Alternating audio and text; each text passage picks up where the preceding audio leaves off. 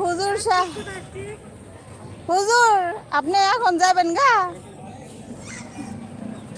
যাবেন গা?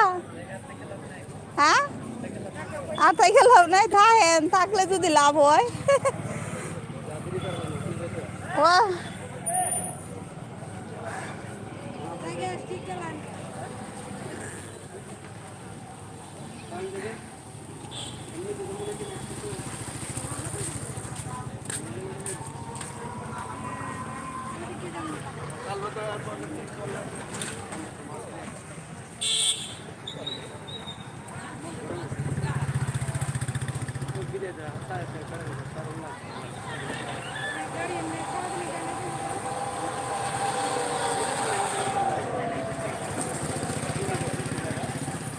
পাগলা মসজিদ দেখেন, কিশোরগঞ্জে পাগলা মসজিদ।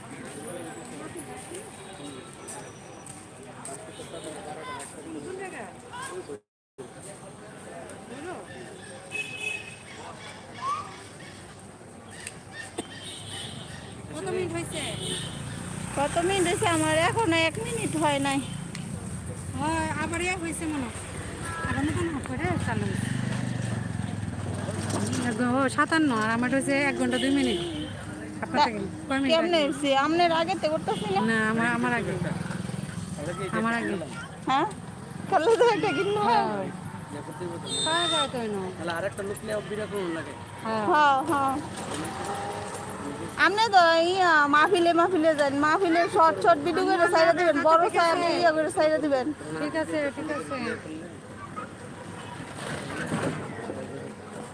দেন আমি লাগাই এলাম। জায়গা নাকি আচ্ছা ঠিক আছে, দোয়া করেন আমাদের। দেরি করে এসি, আর থাকলে নিলে আপনি তো গাইমা একদম একাকার হয়ে গেছে। দেখেন যেমন লাগতেছে সরিষা তেল মেখে দিচ্ছেন মুখের মধ্যে। মাশাআল্লাহ সুন্দর হয়েছে আপনি গাইছেন। ভালো আছি ভাই, তুমি কেমন আছো? আপু আমি তো ভাই না তো। বনলতা আপু, তুমি আমাকে চিনো না?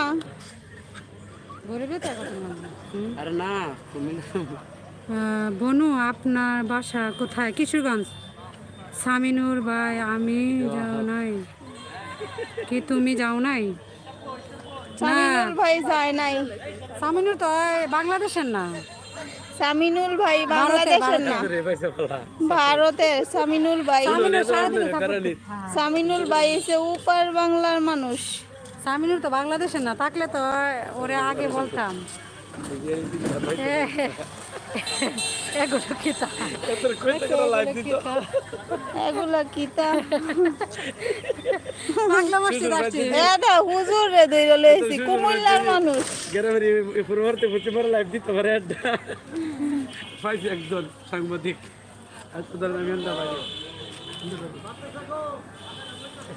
আমরা এই বোনের বাড়িতে আসছি, আমাদের বাড়ি নরসুন্দি, আমরা এই বোনের বাড়িতে আসছি। তাই নিয়ে লাইভ দেখে ইউটিউবে পরিচয় হয়েছে এই বোনের।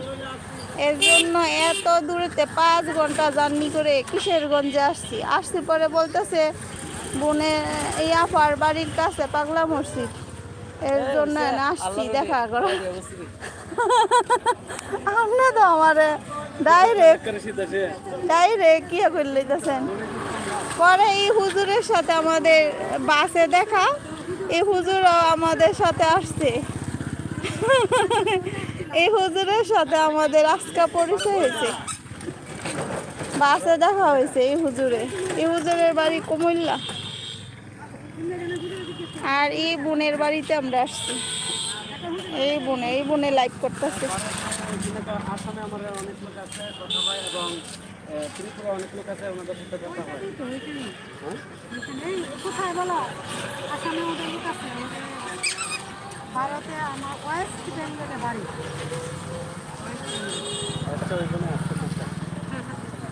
জি আপু, ভারত থেকে বলছি। এমডি হাসান ভাই, বুঝছেন?